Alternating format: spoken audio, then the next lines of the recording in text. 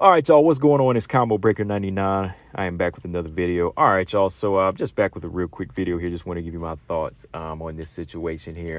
As y'all know, Kayla Harrison, she's been having fun on Twitter.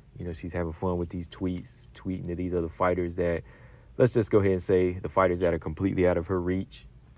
Fighters like Chris Cyborg and more recently Juliana Pena. As y'all know, y'all saw this tweet here. Kayla Harrison, she took to Twitter, I think, 2 days ago now, said good morning to everyone except at the Venezuelan vixen. As y'all know, that is Juliana Pena, right? So, yeah, of course, y'all know what that means. And a lot of people gave their reaction and their comments there. But I just want to do a video on this one because I actually did a video talking about Kayla Harrison about a month ago, but I just never released it. So I want to redo it now. And I just want to kind of give you my thoughts on Kayla Harrison and her as a fighter. Well, number one, first, I think she's a solid fighter, good athlete, very strong, talented. One really reason I haven't really did many videos over here is because I talked about her level that she's on. But other than that, there really hasn't been a lot of growth, across the board here where we can just keep saying, oh, she is that one, or she is that GOAT, or she is that next potential fighter that can, dethrone a fighter like Chris Cyborg, right? Because it just seems like it's a lot of talk right now. Negotiations never work out. It's always PFL, PFL, PFL. Like, I'll cover the fights, of course, because they can be entertaining. But when you start talking about GOAT status and that elite level status, that's a different thing than Kayla. So I'll cover Kayla, but when you start talking about the champions, that's a different thing. I don't put her in that category. Just want to put that out there. So, Kayla Harrison, she's gone on to say things about fighters like Chris Cyborg, like, here's the address to my gym. We can have a gym fight and so on. There's been talking about fighting Nunes. And now, her and Juliana Pena kind of been going back and forth. But she really goes out the way with this tweet to call her out. And my thoughts on that is why? Why at this point? You know what I mean? Like, Juliana Pena is at 135. She's in the UFC. She's got a rematch with Amanda Nunes.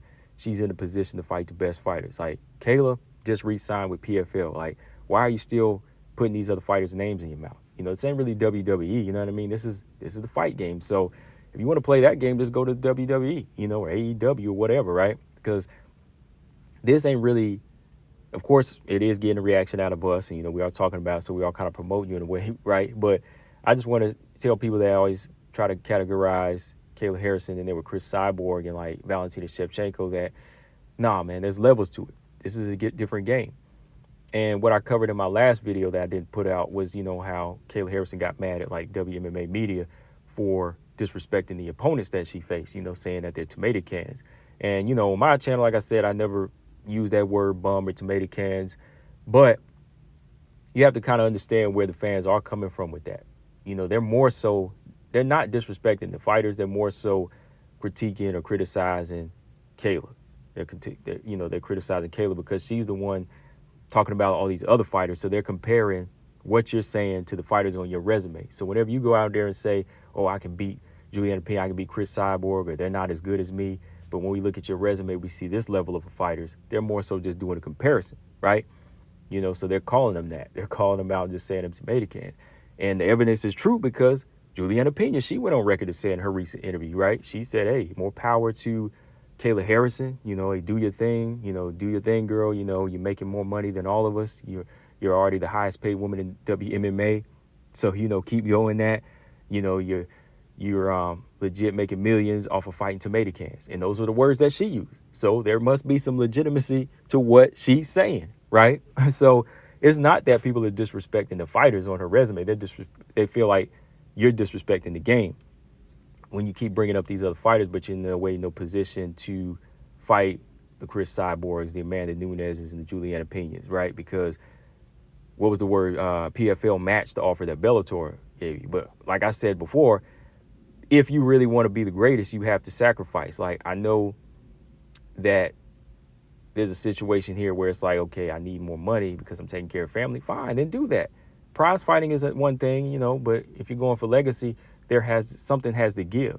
So, I mean, like, what she's doing is fine. Highest paid WMMA fighter today, that's good. Just keep doing that.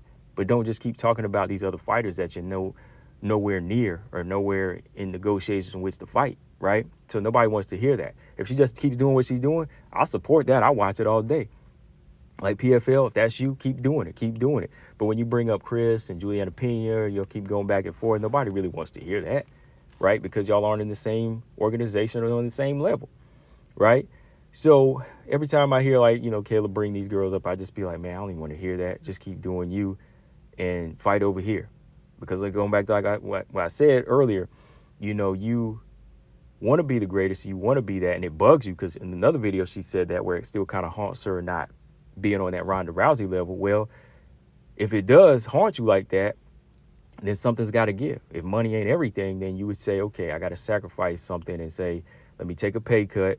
Let me get down and dirty here. Let me put myself into the Bellator rankings. Let me make 145. Let me fight some of these tougher women over here to fight my way up to Chris Cyborg, right? That's what you would do.